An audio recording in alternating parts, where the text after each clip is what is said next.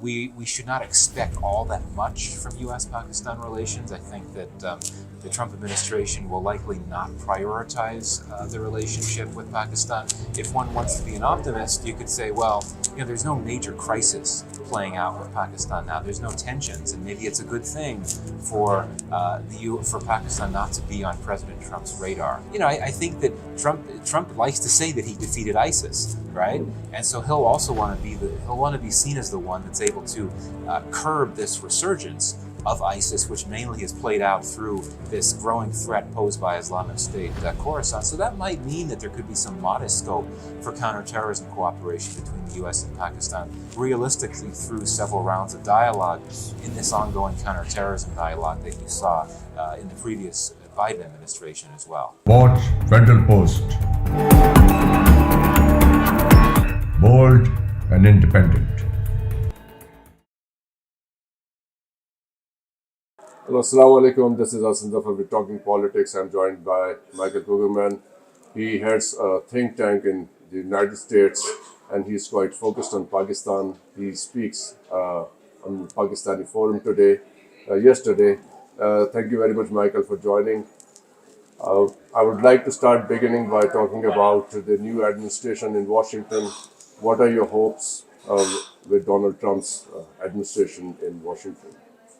Yeah, so you'll remember from Trump's first administration that it didn't start off well for U.S.-Pakistan relations. Early in his administration, he suspended most security aid to Pakistan, and he had some not nice things to say about Pakistan. The relationship did improve with the U.S. Later on, but I think that we should not expect all that much from U.S.-Pakistan relations. I think that the Trump administration will likely not prioritize the relationship with Pakistan. If one wants to be an optimist, you could say, well, there's no major crisis playing out with Pakistan now. There's no tensions, and maybe it's a good thing for for Pakistan not to be on President Trump's radar.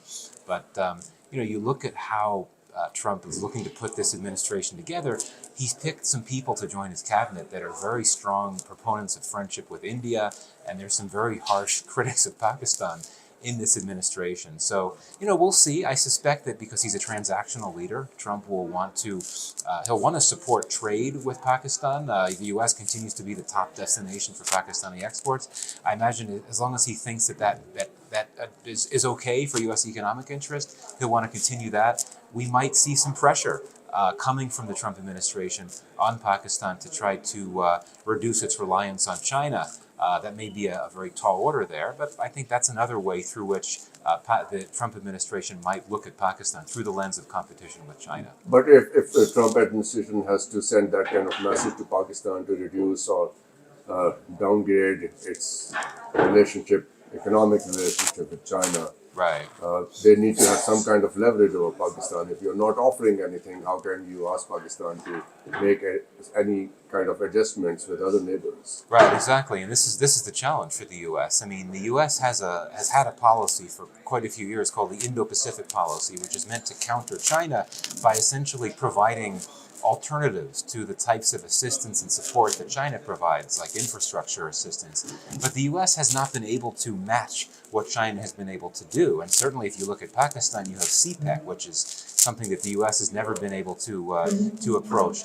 I mean, there are possible ways that the U.S. can go about this. There's an agency in Washington called the International Development Finance Corporation, the DFC. Right. It's essentially a tool of the Indo-Pacific policy, and it has sponsored infrastructure assistance in countries around South Asia. And it's interesting that you have had senior leaders from DFC visiting Pakistan over the last few years, exploring possible investments, and it's seen through the lens of U.S.-China competition. The idea is to bring DFC projects to the countries of the region to push back against China. Again, China is already so present in Pakistan, it might be hard to do that, but I do think the Trump administration might look favorably upon the idea of trying to scale up DFC projects in Pakistan, where the portfolio is quite modest at this point.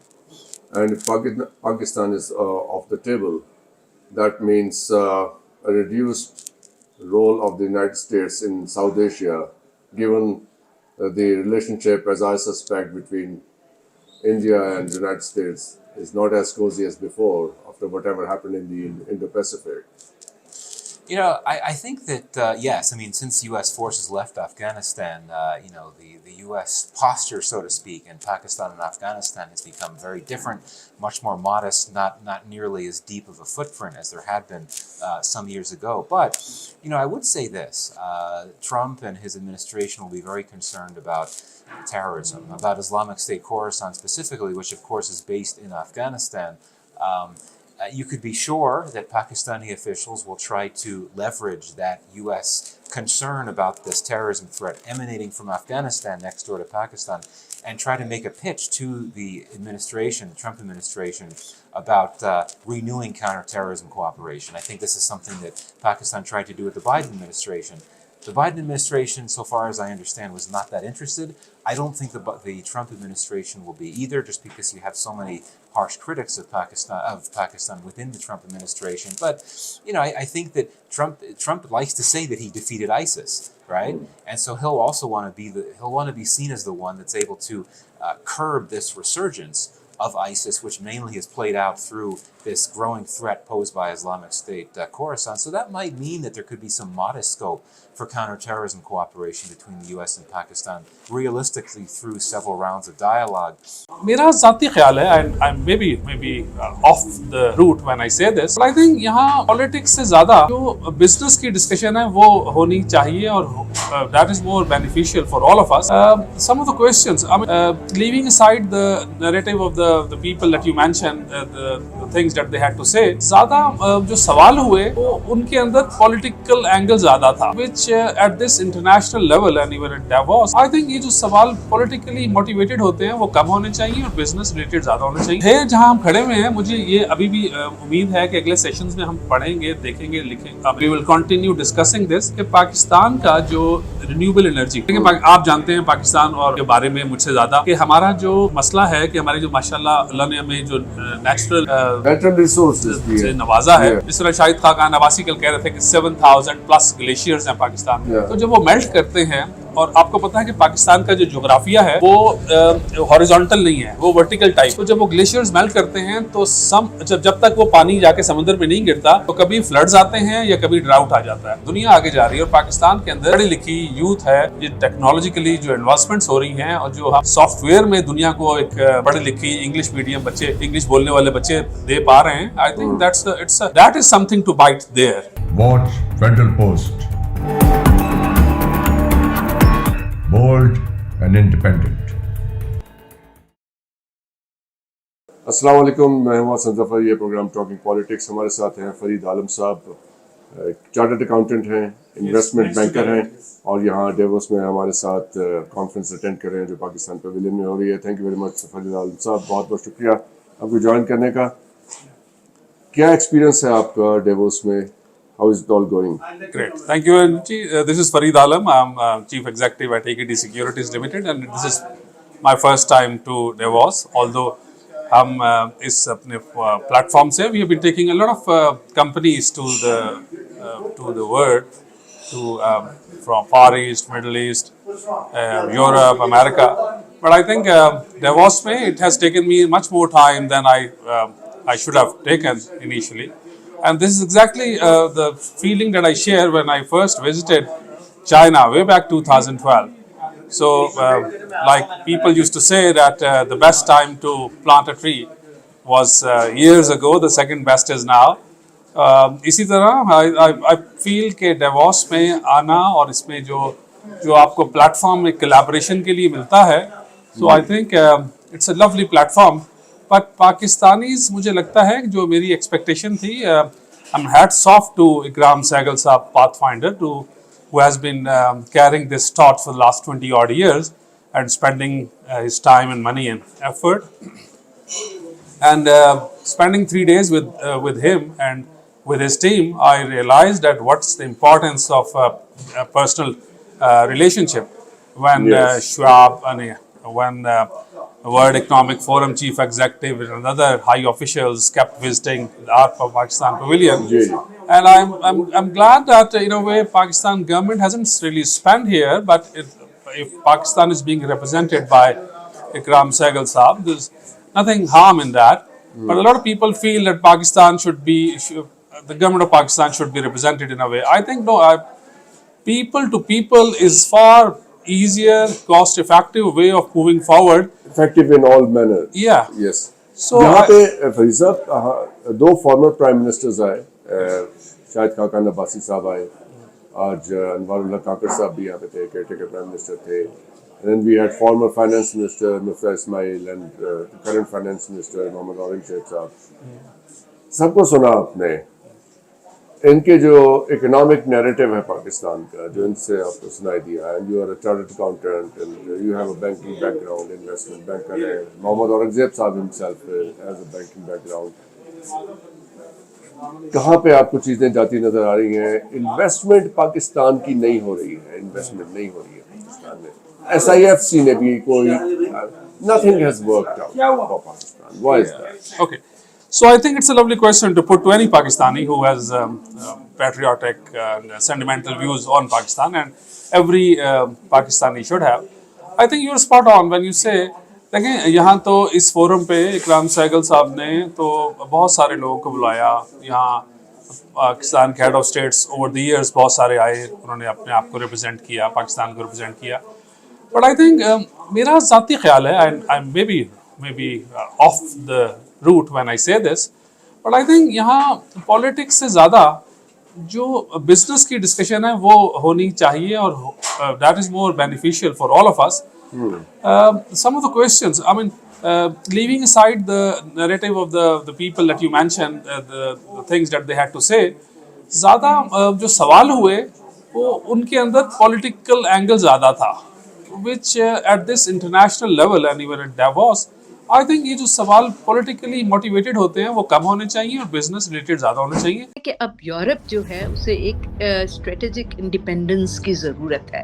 तो अब ये देखना है कि European union जो है वो किस हद तक ट्रम्प को उनके एजेंडा में फैसिलिटेट करेगी, या क्या ट्रम्प उन्हें कितना बुली कर सके. तो वो डिपेंड करेगा कि फिर वेस्टर्न यूनिटी जो है वो कितनी स्ट्रॉन्ग है. और अगर वेस्टर्न यूनिटी बेतहाशा स्ट्रॉन्ग हुई और वो सारे मिल के एक ही तरफ बहुत और शिद्दत से बढ़ना शुरू हो गए तो हालात नेचुरली मजीद खराब होंगे. लेकिन मेरा जहाँ तक जाती, I could be totally wrong, जितने मर्जी लोग शहीद हो गए हों, फिजिकली जितना मर्जी फलस्तीन को नुकसान पहुंचा हो, लेकिन इतना नुकसान इजराइल को पहुंचा कि इजराइल अब कभी भी वो इजराइल नहीं रह सकता जो वो बनना चाहता था. चीजें चेंज हो तो कुर्बानी बहुत बड़ी देनी पड़ी है फलस्तीनियों को. लेकिन ये है कि एंड में जो एक इजराइल का था कि ये इनकी बिल्कुल वनरेबल नहीं है ये और इनविंसिबल, तो वो जो एक उनकी कॉन्सेप्ट ऑफ इनविंसिबिलिटी थी कंप्लीटली इरोड.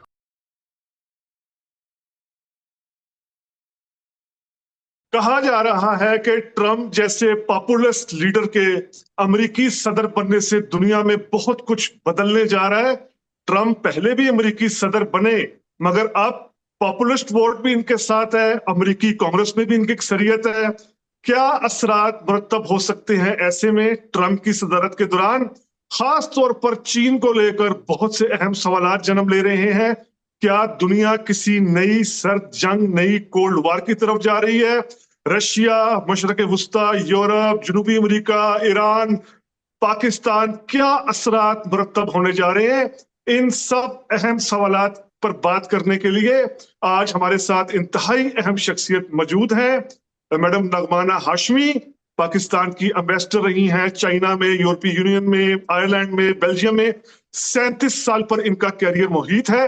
आप independent first women bank Karachi के साथ वाबस्ता है, vice chairperson global affairs, vice chairperson council global affairs है. जबकि बहुत बड़ी बात कि इन्होंने अपने इस इतने मसरूफ कैरियर में शानदार किताबें भी तसनीफ की हैं, रकम की हैं. इनमें अहम किताबों में magnificent Pakistan, Pakistan China all weather friends, the forgotten cities of Indus, और एक सूफीइज्म के हवाले से भी इनकी किताब मौजूद है. तो मैडम नगमाना हाशमी, हम वेलकम करते हैं आपको रियलिटी बाइट्स पे, वार्म वेलकम करते हैं. खैरियत से हैं आप? बहुत शुक्रिया आपका मुझे अपने प्रोग्राम में मदऊ करने का. जी बहुत शुक्रिया. अच्छा मैडम नगवाना, चूंकि आपका माशाल्लाह बड़ा वसी तजुर्बा है सफरतकारी के हवाले से, डिप्लोमेसी के हवाले से, बाकी भी आपने बहुत से अहम मामला देखे हैं।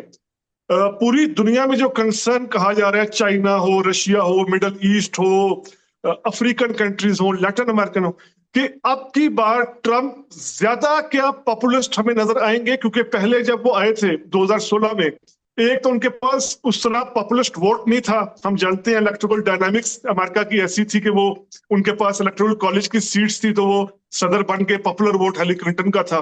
अब पॉपुलर वोट भी इनके साथ अक्सरियत में है, कांग्रेस भी इनके साथ है। तो दुनिया एक तरह के फियर में है कि कहीं कोई नई कोल्ड वार ना शुरू हो जाए, जिस तरह की बातें ट्रम्प कर रहे हैं, और तो और कनाडा को लेकर, ग्रीनलैंड को लेकर। तो आप क्या कहेंगी इस फियर के हवाले से? बहुत शुक्रिया, आपने एक ही सवाल में तकरीबन सारे सवालात को समो दिया है। देखिए, पॉपुलिस्ट तो ट्रम्प हमेशा से थे, और वो अकेले पॉपुलिस्ट नहीं हैं दुनिया में। इस वक्त दुनिया जिस तौर पे पॉलिटिकल ओरिएंटेशन जो दुनिया की है, तो आप यूरोप को भी ले लें तो वहाँ बहुत ज़्यादा पॉपुलिज्म ने अब जान पकड़ ली है। आप देखिए कि उसमें जर्मनी में क्या हुआ, फ्रांस में क्या हुआ, इटली में क्या हो रहा है, हंगरी का आप देख लें। तो दुनिया पॉपुलिज्म की तरफ और एक्सट्रीम राइट की तरफ जा रही है, और जाहिर सी बात है ट्रम्प भी उस एक जो ये पॉपुलिस्ट मूवमेंट है उसका हिस्सा है। पहले भी वो जो जीते थे तो वो नॉर्मल डेमोक्रेटिक नॉर्म्स की वजह से, तो इन द सेंस के सेंटर या सेंटर लेफ्ट राइट तो नहीं थे, वो तो जीते इसीलिए थे कि उनका पूरा नैरेटिव एक पर्सनालिटी कल्ट पे सॉर्ट ऑफ बेस था, और वो पॉपुलिस्ट बात करते थे। लेकिन आपने पिछले टर्म में भी उनके देखा होगा कि जो वो बातें करते थे और जितनी नेगेटिव बातें करते थे, उसमें से कुछ बातें तो उन्होंने पूरी करने के तरफ कुछ पेशरफ्त की। लेकिन जो एक सोब्राइटी ऑफ चेयर होती है ना, जब आप बन जाते हैं प्रेसिडेंट या प्राइम मिनिस्टर, तो उस वक्त फिर हालात कुछ और होते हैं। तो उस वक्त भी आपने देखा कि बहुत सारी चीजें जो सोच रहे थे कि बहुत ज्यादा खराब हो जाएंगी, लेकिन वो उस नहज पे जाते जाते रुक गई। I'm sure security is a top-notch concern, but we tend to forget that Pakistan is a country who has addressed it phenomenally. There are no no-go areas in Pakistan anymore. Yes, it is tough, but things are under control, and investment is happening. We just signed a contract with Google for Google Education, which is very dear to my heart because they will be giving out 50,000 Chromebooks to deserving or underserved communities in Pakistan. And I think the next is, of course, technology. So unless we become a part of the technology wave, no growth can happen. And I think Pakistan government and the private sector both are very, very conscious of it. Issues that the government is struggling right now with information technology is about regulation or restriction. So I think we need to move forward on regulation very cautiously.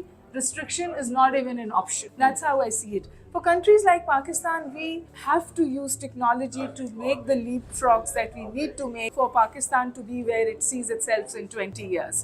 So the turnaround that Pakistan is looking for is rooted in technology and riding that wave. Watch Federal Post. Bold and independent. अस्सलाम वालेकुम, मैं हूं हसन जफर। ये programme talking politics. हमारे साथ इस वक्त मौजूद हैं प्रोफेसर डॉक्टर हुमा बकाई साहिबा, डायरेक्टर हैं MITE इंस्टीट्यूट की। How is your institute benefiting from your presence here? It has some This institute, yes. As a university, this is a comparatively new university. We've just got the charter like 2 years ago. But in terms of commitment to education, the group has had 36 years of teaching and learning experience. So this is an extension of the Roots Millennium Group. And Dr. Faisal Mushtaq has also come to Davos, is a member of KCFR, is a supporter of initiatives that Mr. Ikram Sehgal takes, and is a very, very pro-Pakistani human being, a very pro-Pakistani from Pakistan. One question arises when we talk about investment in Pakistan, and that is of security, political stability, and now we have another step forward, and that is technology. Yes. How to make good use of technology? How would you like to prioritize these concerns? I'm sure security is a top-notch concern, but we tend to forget that Pakistan is a country who has addressed it phenomenally. There are no no-go areas in Pakistan anymore. Yes, it is tough, but things are under control and investment is happening. We just signed a contract with Google for Google Education, which is very dear to my heart because they will be giving out 50,000 Chromebooks to deserving or underserved communities in Pakistan. And I think the next is, of course, technology. So unless we become a part of the technology wave, no growth can happen. And I think Pakistan government and the private sector both are very, very conscious of it. I sit in a university, I had 3 verticals, business, fashion and technology. The maximum traction is for the technology vertical. A lot of students are interested in it, and despite all the drawbacks that you imagine that exist in Pakistan, including technology slowdown or a poor technology infrastructure, it is happening. Things are happening, new developments are happening, and technology is changing the life of the people. Pakistan is a country with 79% phone access, mobile Which phone is access, huge. which Which is is huge. huge. 50% internet access almost. So if we shift from if you shift to a no internet app construct, which is the way forward in a lot of countries, the infrastructure gap, the learning gap, the learning poverty can be addressed through technology. And of course, that's just for education because Pakistan struggles with education. Educating all its people is a challenge, but it is also about financial empowerment. It is also about bringing women into the financial mainstream. So I think the real turnaround will happen when Pakistan embraces technology entirely. But what kind of technology? That is the question. Yesterday at the lunch, there was this Swiss businessman, and they were having a conversation. I was part of that conversation, and they were saying, he argued that I would not want to use ChatGPT because training my staff, enabling them to use it effectively costs me more than employing low-grade staff without that ability, because there are competing arguments about the use of technology. I'm actually surprised at this argument. Yeah, well, And, he was making this argument, which sounded quite pragmatic from a businessman's point of view. But on the other hand, we hear about China moving to automation, and therefore there might be some negative outcomes of moving towards automation, joblessness, and all that. There are two sides to an argument. You can Yes. talk about elimination and technology making people irrelevant to its amplifying effect, Yes, and to empowering people, yes. to countering the control paradigm. So I think the issues that the government are struggling right now with information technology is about regulation or restriction. So I think we need to move forward on regulation very cautiously. Restriction is not even an option. That's how I see it. For countries like Pakistan, we have to use technology to make the leapfrogs that we need to make for Pakistan to be where it sees itself in 20 years. So the turnaround that Pakistan is looking for is rooted in technology and riding that wave. And that both the government and the private sector are extremely conscious of it. But most importantly, the youth in Pakistan, which makes about 70% of the population, are embracing it with passion. And I think that is going to turn around the situation for Pakistan. Thank you.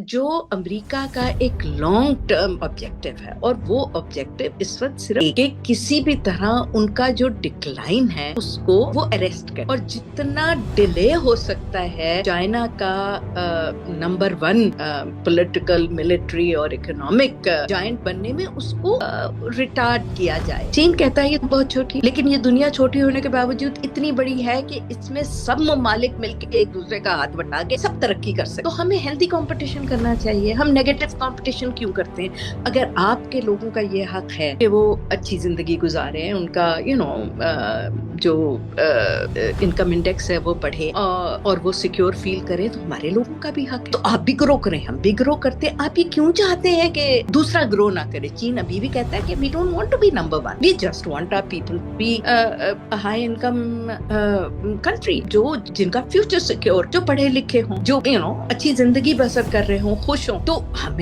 हम तो इस race में ही नहीं है कि हम number one हो के नंबर टू।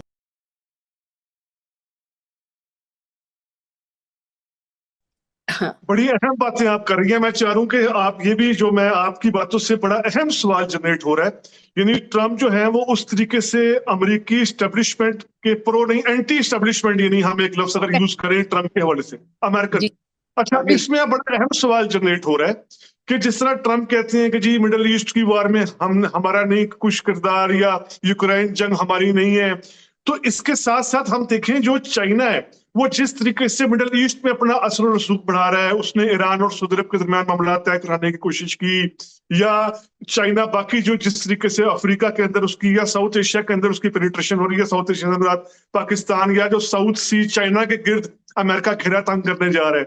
अब ट्रम्प जो है वो एंटी स्टैब्लिशमेंट है, लेकिन जो अमेरिकी स्टैब्लिशमेंट है, खास तौर पर जो मिलिट्री इंडस्ट्रियल कॉम्प्लेक्स है अमेरिका का, जो बड़ा अहम डिटरमिन करता है, उसमें सदर के नजरियात का दखल नहीं होता। आपने बड़ी अच्छी बात की, मुझे बाराक ओबामा की मिसाल याद आ गई।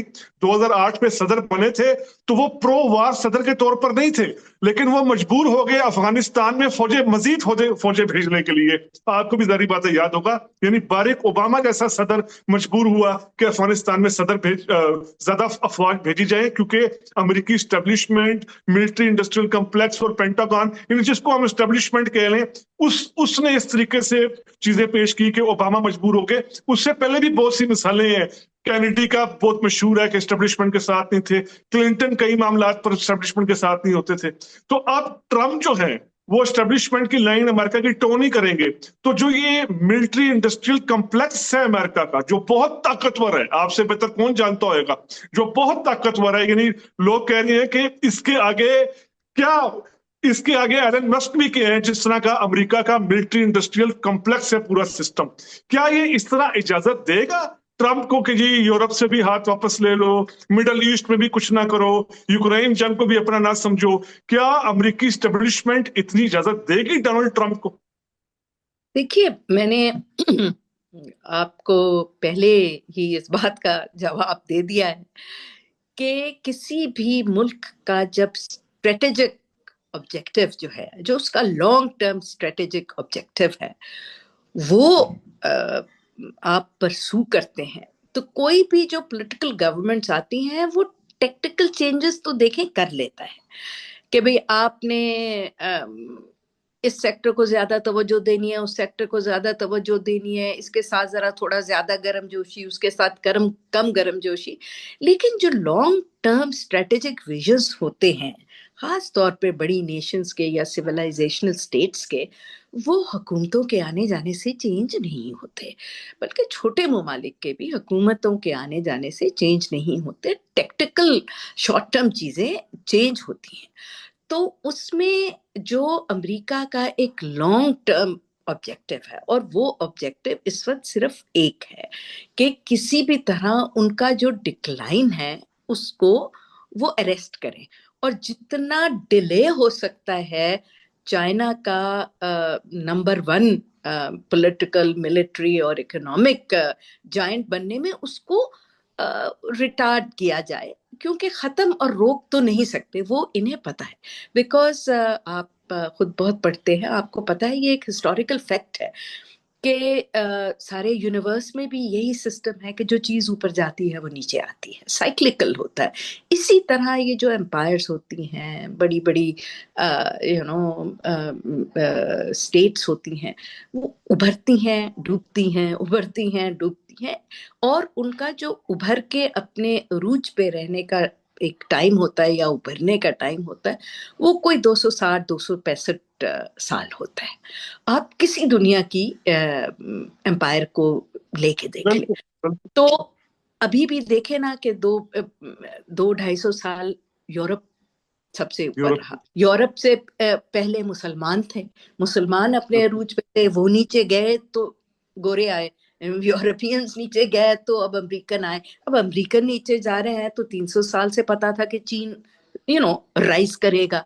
ये कोई एकदम से तो नहीं राइज किया ना। देखिए, नेपोलियन ने 300 साल पहले कहा था कि let the giant sleep for if he wakes up he will shake the world. तो वर्ल्ड शेक हो रहा है। बिल्कुल। नेपोलियन को अल्लामा इकबाल ने खुद कहा था कि खोल आंख ज़मीं देख, फलक देख, फजा देख, मशरिक से उभरते हुए सूरज को जरा देख। तो वो सूरज के फिजिकल अपीयरेंस को तो नहीं कह रहे थे, चीन की बात ही कह रहे थे।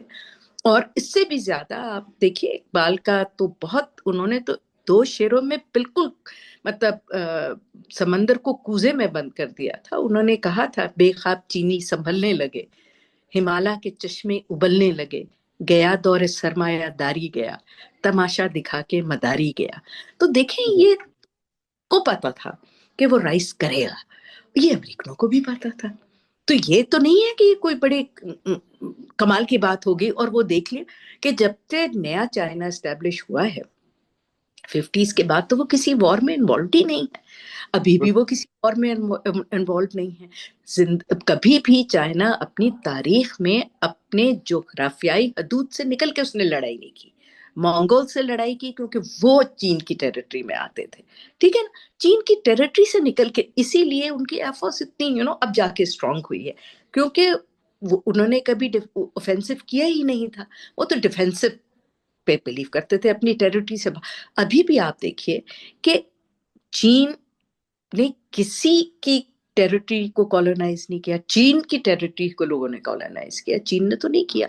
अभी उनका सारा जो इन्फ्लुएंस एक्सर्ट करने का मैकेनिज्म है वो है through win win cooperation, through economic cooperation, through development projects. उनका उस तरह एक्सप्लॉयटेटिव या वॉर का तो इंपीरियलिस्ट एजेंडा नहीं है यानी चाइना। नहीं है, क्योंकि उन्होंने खुद उससे सफर कभी भी नहीं था, अभी भी नहीं। देखिए, आई थिंक एक तो अंडरस्टैंडिंग नहीं इनको डेवोस की कि डेवोस इनके लिए लेवरेज क्या दे सकते। नंबर 2, देखिए, मैं समझता हूँ कि शॉर्ट साइटेड, अब कोई प्रॉमिस में वो करोड़ों और अरबों रुपए खर्च कर देंगे अपने पब्लिसिटी में, बड़ी बड़ी एड्स निकलेंगे। मैं उनको बताता हूँ कि 2 दिन ऐड ना निकालें। हमने लैपटॉप प्रोग्राम शुरू कर दिया, हमने ये फलाना कर दिया, बोले 2 दिन ना करें वो ऐड, वही बजट आप लगा दें डेवोस। 2 दिन की उनकी सेल्फ प्रमोशन वाली ऐड की बजट लगा दें डेवोस। अगर जब किसी ने उनसे पूछा, और आपने सुना है कि बैठे साहब ने क्या बोला, जब डायरेक्टली पूछा गया, उतने बहुत पैसे लगे। आई थिंक मेजर इम्पेडिमेंट ये है कि there too many places that you have to go to. आप 1 विंडो ऑपरेशन बोल तो देते हैं, it's a lip service, it's not 1 window. And every country, progressive country in the world, most countries are, not every country, most countries world, उसमें आपको 1 window operation मिलेगा in the real sense। यहाँ पर तो आप 1 window घुसते तो हैं, and then you find 1,000 other windows opening up। Watch Federal Post. Bold and independent.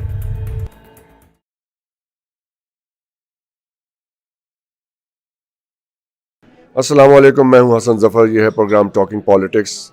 इस वक्त हम मौजूद हैं डेवोस में इकराम सहगल साहब के साथ, जिन्होंने पाथफाइंडर ग्रुप ने ये सारा इवेंट पाकिस्तान के लिए अरेंज किया है। बहुत बहुत शुक्रिया सहगल साहब आपके इनवाइट करने के लिए इस इवेंट पे, और ये सब कुछ अरेंज करने के लिए पाकिस्तान के लिए। आपने इससे कैसे ऑब्जेक्टिव्स हासिल किए हैं इस इवेंट से, जो अपना सारा अरेंजमेंट किया है? What is Pakistan gain from this? Kindly बताइए हमें।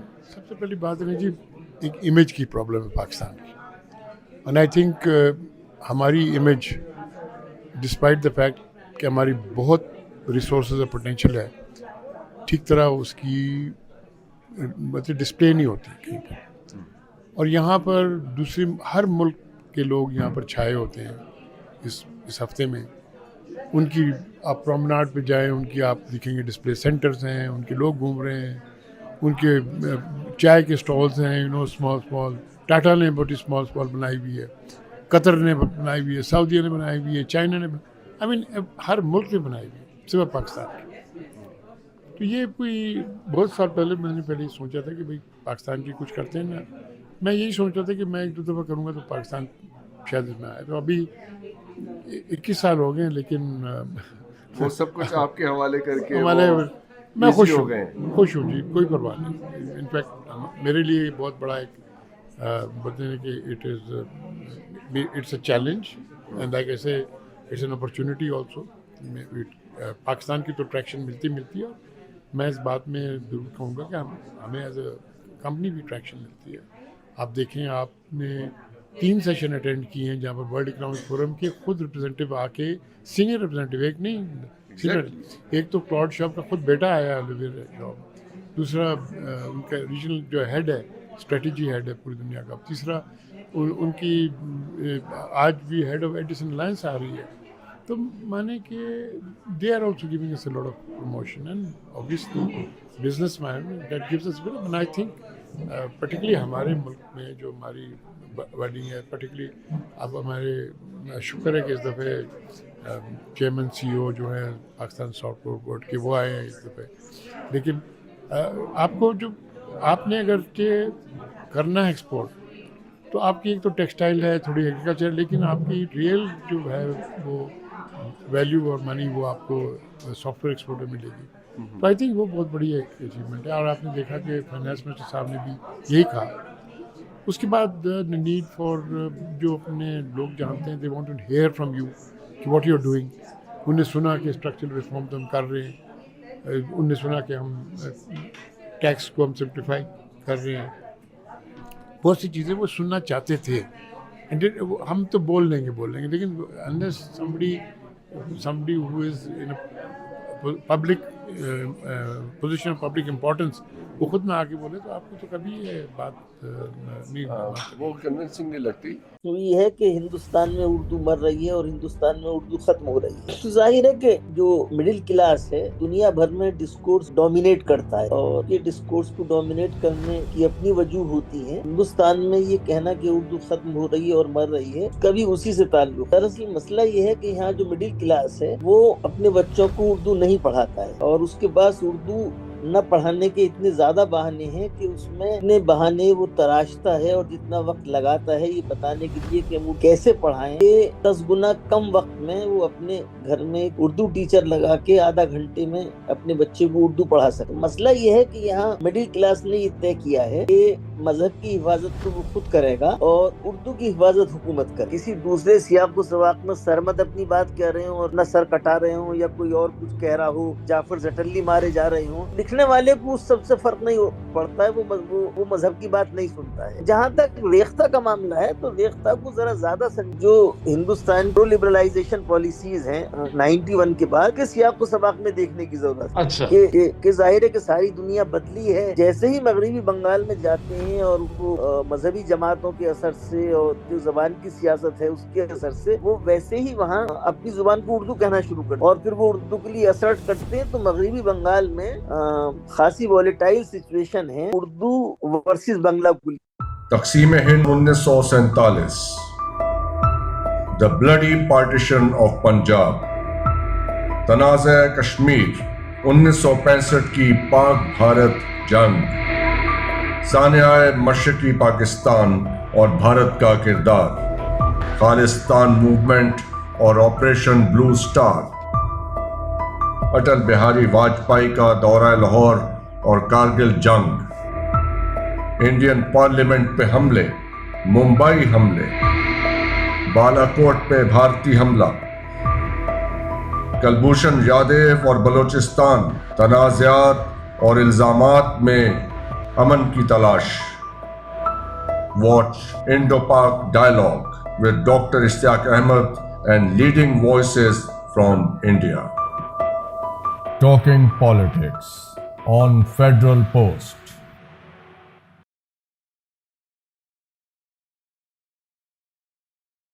अस्सलाम वालेकुम, मैं हूं Hasan Zafar with special episode of talking politics Indo Pak dialogue. हमारे साथ हैं डॉक्टर रतर फारूकी साहब एंड डॉक्टर इश्तियाक अहमद साहब। लाइक ऑलवेज फारूकी साहब का मैं आपको डॉक्टर फारूकी का इंट्रोडक्शन देता हूं। इनकी प्रेजेंट पोजीशन है he is general secretary of Anjuman Taraqqi Urdu Hind, voluntary organisation established in 1886, और प्रीवियसली मेंबर रहे हैं एडिटोरियल बोर्ड के IIC क्वार्टरली न्यू दिल्ली के, और मेंबर थे editorial board I8C Quarterly, New Delhi के. Along with this, member board of directors DPS Jeddah and Riyadh, and founding administrator DPS Bulandshahr, secretary Zakir Hussain Study Circle, and coordinator for India of Nobel Laureate Muhammad Abdul Salam Foundation, custodian of his Nobel Prize Fund, London.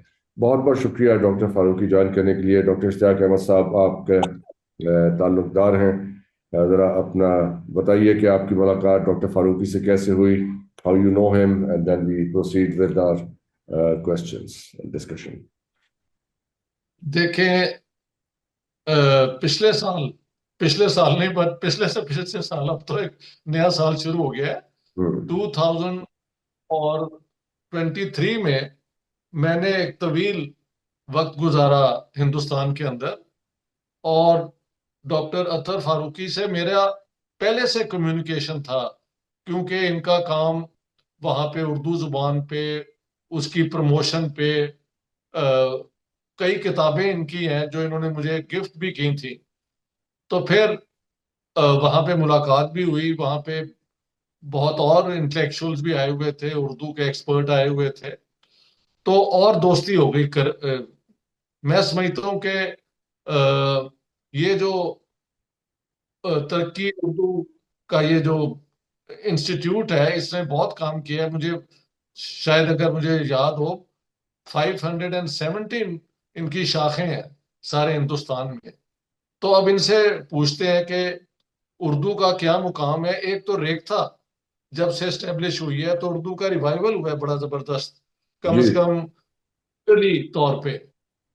और तो इसीलिए मैं समझता था कि doctor अतर फारूकी का हमारे यहाँ मेहमान आना हमारे लिए एक बहुत बड़ा, I think it's a main privilege, and I am so glad.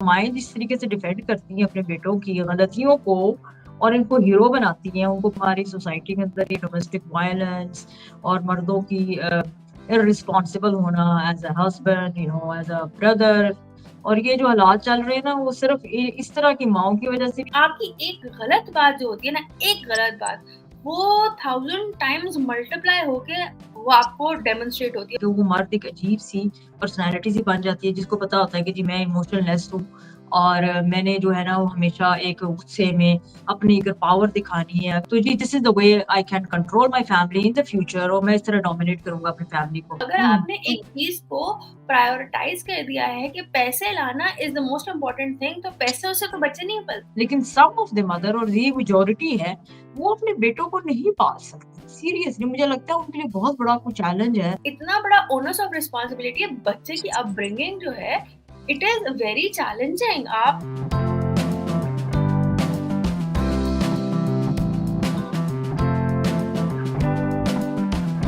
अस्सलाम वालेकुम everyone, welcome to women's lounge with Shida and Naima. अस्सलाम वालेकुम जी. उम्मीद करती हूँ आप सब खैरियत से होंगे. आज का प्रोग्राम का आगाज करते हैं. बेसिकली एक नया बयान आया है फिरोज खान, जो बहुत एक मशहूर एक्टर हैं पाकिस्तान के, उनकी तरफ, इनकी मदर की तरफ से आया है कि अच्छा, उसके ऊपर ना नईमा थोड़ी सी एक इंटरेस्टिंग गपशप करते हैं कि how do we disintegrate the बयान, और वो जो अपने बेटे के बारे में कह रही हैं. आई थिंक अच्छा, पहले उससे स्टार्ट करते हैं. वो कहती क्या, वो बेसिकली ये कहती है कि जो मेरा बेटा है ना, वो बड़ा नरम दिल का है, थोड़ा सा हाई टेम्पर्ड है, मतलब कि उसकी आवाज ऊंची हो जाती है, बट ऐसा नहीं है कि वो मारना शुरू कर दे या मतलब हाई पिच हो भी जाती है तो खैर है, मतलब कि वो थोड़ा सा आउट ऑफ कंट्रोल है, एग्रेसिव है, but he is not physically aggressive. अच्छा, तो एक उनकी ना बयान का ये पार्ट था, और दूसरा जो था ना पार्ट, वो और भी इंटरेस्टिंग है, उसके ऊपर बाद में आते हैं. तो Rima, what do you think, आपका क्या ख्याल है इस बारे में कि जो ये वाला इस टाइप का बयान है कि एग्रेसिव है लेकिन मारता नहीं है? एक्चुअली वो मुझे लग रहा है कि उनकी जो मदर हैं, उनको ये नहीं पता कि कुछ एक टॉक्सिक मैस्कुलिनिटी जिसको हम कहते हैं, तो वो मुझे लगता है कि इस तरह का उनका जो बेटा है उसका शिकार है, या वो he is this is what he is practicing. और जो अफसोस की बात है कि उसकी मदर जो है वो उनको डिफेंड भी कर रही हैं कि नहीं, he is a kind hearted भी लिखा था ना कि ये है तो नरम दिल, लेकिन कि चलो कभी कभार चपेट लगा भी जाता है या मार भी जाता है तो क्या हो, मतलब मैं तो सिंपल वर्ड्स में अगर कहूँ ना तो this is what she was trying to say. And then next वाले कमेंट के अंदर जाके वो उसको भी ब्लेम कर रही है कि जी जो उसकी वाइफ थी वो बस अंदर रहती थी, ये है वो है। आई मीन वही typical, this is not something new for me. Actually हम सोसाइटी के अंदर ना हर रोज चलो ये तो सेलिब्रिटी है ना, इधर सामने आ गई है या इन्होंने कहा कि बात की है, वरना तो हमारी सोसाइटी में नॉर्मली तुम देखो ये कुछ हो रहा है। चाहे वो वाइफ हो या मतलब माएँ जिस तरीके से डिफेंड करती हैं अपने बेटों की गलतियों को और इनको हीरो बनाती हैं, उनको प्रिंस बनाती हैं, it's not something new in our society. ये तो हर तरफ हर रोज हर क्लास में हो रहा है। बेटे को तो ना प्रिंस ही बनाना है, जहाँ से ही हमारी गलतियां या जो हमारी सोसाइटी के अंदर ये डोमेस्टिक वायलेंस और मर्दों की इररिस्पॉन्सिबल होना as a husband, as a brother, और ये जो हालात चल रहे हैं ना वो सिर्फ इस तरह की माओं की वजह से भी है। लेकिन पता है क्या, सीधा एक और चीज मैं ये भी कहना चाह रही हूँ, we have to think about it, ये कहाँ से आया है, व्हाई द वुमेन, स्पेशली इस तरह की जो मदर्स हैं, वो क्यों सोचती है कि अगर हम बेटे को इस तरह उसकी गलतियां छुपाएंगे और उसको ब्लेम गेम खेलेंगे, दूसरों को हर चीज को ब्लेम करेंगे, अपने बेटे को नहीं करेंगे, वो कभी उसका एहतिसाब नहीं होगा। ये from where this is coming? हाँ, ये we have to think about that. हाँ, this is coming from the idea कि तरबियत तो माँ ने करनी होती है, माँ की तरबियत के ऊपर एक वो इशू आ जाता है। सो माँ अपने आप को डिफेंड करने के लिए माँ जो है ये कहती है कि मतलब कि लोग कहेंगे कि तुम किस किस्म की माँ हो, तो तुमने अपने बेटे के को गलत तरह से उसकी तरबियत की या नहीं की या जो भी है, तो बिकॉज ऑफ दैट वो जो प्रेशर है वो खुद नहीं लेना चाहती, तो वो उस चीज को डिफेंड करती है, उसको छुपा लेती है, नहीं बताती है, whatever it is.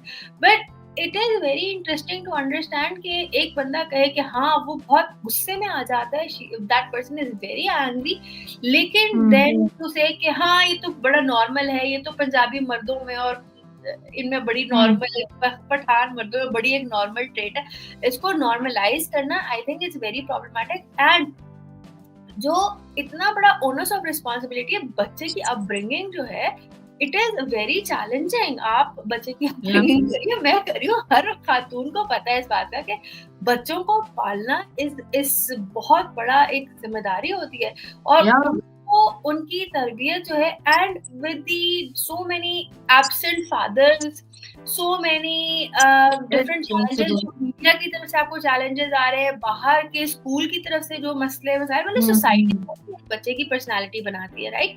So it's not mother, मतलब कि होता होगा किसी जमाने में जब बच्चा माँ के साथ बड़ा टाइम स्पेंड करता था, लेकिन ऐसा नहीं है।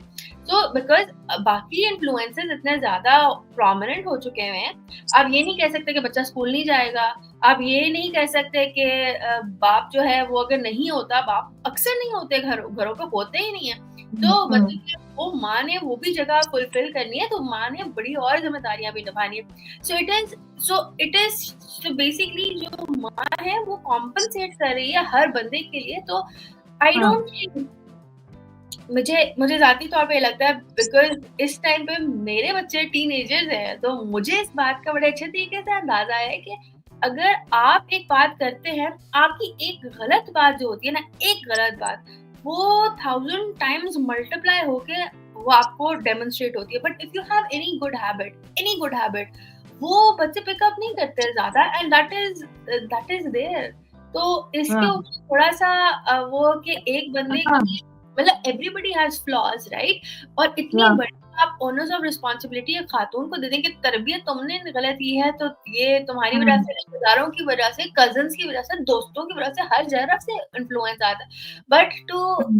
बट अपने आप को बचाने के लिए हाँ नहीं, लेकिन शीजा मैं एक बात बताऊं तो मेरे I think I have 3 reasons. One is, the first thing is कि एक वुमेन की वो जो डिजायर है कि जी बीइंग अ मदर, कि जी मैं एक मर्द को कंट्रोल करूं, और वो जब मर्द जो है वो उसका बच्चा होता है, अपना बेटा जब है, तो बेटे को वो कंट्रोल करना और उसको बताना कि जब तुमने ये करना है, वो करना है, वो एक जो है ना, और फिर उसको इस तरह अपब्रिंगिंग करने की, तुम वी ऑलवेज से कि जी boys don't cry, we say कि जी boys don't play with the doll, ठीक है, कि जी ये लड़कियों के काम है, और एक शुरू से बता देते हैं कि जी आपने मर्दों ने या लड़कों ने ऐसे रहना है। मुझे ये लगता है कि ये सारी चीज़ें कंट्रीब्यूट करती हैं कि वो मर्द एक अजीब-सी पर्सनैलिटी सी बन जाती है, जिसको पता होता है कि जी मैं इमोशनलेस हूँ और मैंने जो है ना वो हमेशा एक गुस्से में अपनी अगर पावर दिखानी है, अगर मैंने कंट्रोल करना है स्पेशली अपनी वाइफ को, अपने घर को, because again you are the one who is dominated here. तो ये एक तो इंडिविजुअल लेवल पे आ रही है, ठीक है? उसकी अपब्रिंगिंग इस तरह हुई है, माँ ने, बाप ने, दोनों ने सिखाया, बाप को भी देखा उसने कि जी बाप भी इस तरह कर रहा है। बाप ने पहले ही एक किस्म का होता है घर के अंदर कि जी माँ की कोई से नहीं है, सारी से जो है वो बाप की है। तो जी this is the way I can control my family in the future और मैं इस तरह डोमिनेट करूँगा अपनी फैमिली को।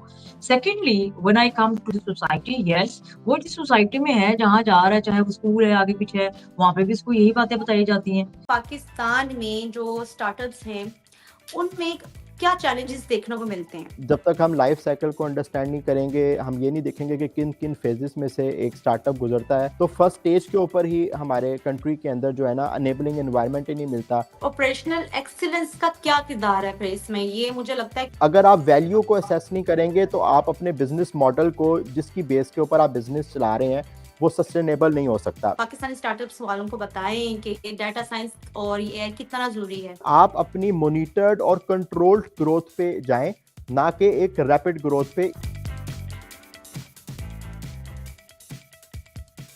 अस्सलाम वालेकुम जी, दिस इज संबल उमर, आप देख रहे हैं कॉकटेल।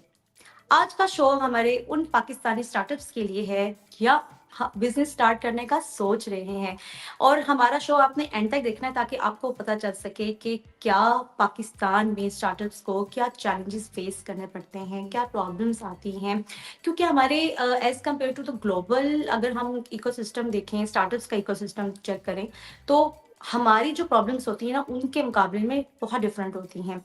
और एक्सीलेंस ऑपरेशनल ना होने की वजह से हमारे जो बिजनेस होते हैं उनको बहुत अफेक्ट पड़ता है। क्या पड़ता है? वो ये, या तो हमारा बिजनेस बंद हो जाता है या ऐसा होता है कि हमें वो आउटपुट नहीं मिल पाता जो हम चाहते हैं, जो हमारी एक्सपेक्टेशंस होती हैं। तो उसके साथ साथ मैं एक और चीज़ आपके साथ शेयर करूंगी कि एआई और जो डाटा साइंस है वो भी जो है वो हमारे पाकिस्तानी स्टार्टअप्स के लिए बहुत अहम किरदार अदा करता है। ये डाटा साइंस क्या है, क्या चीज़ें हैं जो हमें उस पर फोकस करना है, ये सब हम पूछेंगे अपने गेस्ट से। आज हमारे साथ मौजूद हैं जी उमर इब्राहिम, जो मल्टी कंपनीज के साथ भी उनका बहुत एक्सपीरियंस है, उसके साथ साथ मेडकेयर के सीनियर मैनेजर ऑपरेशन एक्सीलेंस हैं। आइए उनसे बात करते हैं। अस्सलाम वालेकुम उमर, कैसे हैं आप? जी वालेकुम सलाम, मैं बिल्कुल ठीक ठाक। Ambar, how are you? I am good, thank you so much for coming on my show. जी उमर, आप बताएं जी, पाकिस्तान में जो स्टार्टअप्स हैं उनमें क्या चैलेंजेस देखने को मिलते हैं? अच्छा, इसमें थोड़ा सा इसको समझने के लिए ना पहले हमें ये देखना पड़ेगा कि स्टार्टअप का लाइफ साइकिल क्या होता है, क्योंकि जब तक हम लाइफ साइकिल को अंडरस्टैंड नहीं करेंगे, हम ये नहीं देखेंगे कि किन किन फेजेस में से एक स्टार्टअप गुजरता है और पाकिस्तानी पैराडाइम के अंदर उसके सोशो इकोनॉमिक फैक्टर्स किस तरीके से स्टार्टअप के ऊपर जो है वो अपना इफ़ेक्ट डालते हैं, तो इस चीज़ को हम एक्सप्लेन नहीं कर पाएंगे। तो सबसे पहले स्टार्टअप जब भी इनिशिएट होता है तो उसकी कोई आइडिएशन होती है, कोई आइडियाज़ या किसी कॉन्सेप्ट से वो बेसिकली निकलता है। तो फर्स्ट स्टेज के ऊपर ही हमारे कंट्री के अंदर जो है ना अनेबलिंग एनवायरनमेंट ही नहीं मिलता, प्रॉपर मेंटोरशिप नहीं मिलती। इसके लिए कुछ गवर्नमेंट एंड के ऊपर जैसे इग्नाइट है और एक दो और स्टार्टअप फैसिलिटेटर्स हैं जो कि इंक्यूबेशन के अंदर, यानी स्टार्टअप को पनपने के अंदर और उसकी नशोनुमा के लिए वो सपोर्ट देते हैं, but they are not enough, क्योंकि जिस तरीके से दुनिया के डायनामिक्स चेंज हो रहे हैं, रिक्वायरमेंट्स चेंज हो रही हैं, उतनी पेस के साथ ये जो इंक्यूबेशन सेंटर्स हैं वो सपोर्ट नहीं कर पाते।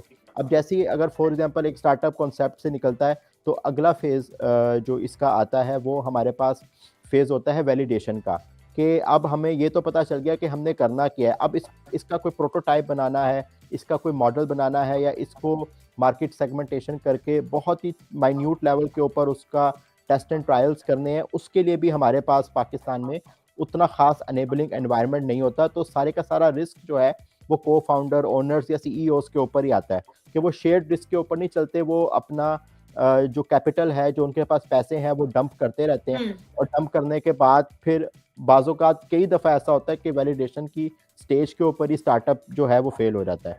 जब एक दफा वैलिडेट अगर हो जाए, वैलिडेशन के बाद फिर डेवलपमेंट का फेज आता है। अगर तो सॉफ्टवेयर है तो वो डेवलपमेंट में चला जाएगा, और अगर कोई और सर्विसेज है तो वो फिर एक स्मॉल स्केल के ऊपर उसकी एग्जीक्यूशन की तरफ जो है ना चीज चली जाएगी।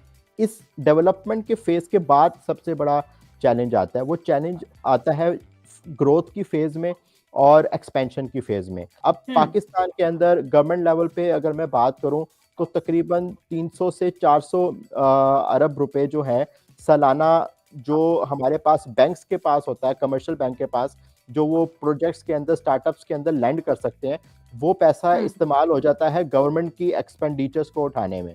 तो वो जो एक कैपिटल गवर्नमेंट के पास जो कि स्टार्टअप्स में यूज होना था, वो गवर्नमेंट ज्यादातर खुद ही कंज्यूम कर रही होती है।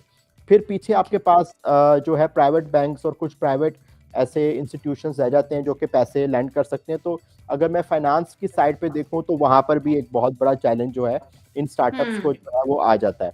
उसके बाद जो चैलेंज आता है वो ग्रोथ को मैनेज करने में आता है। वो एक इंटरनल फैक्टर है कि कंपनी ग्रो कर रही होती है आहिस्ता आहिस्ता, लेकिन उसके अंदर जो है वो ऑर्गेनाइजेशन स्ट्रक्चर के अंदर ऑपरेशंस एक्सीलेंस की जो डिप्लॉयमेंट है वो नहीं होती।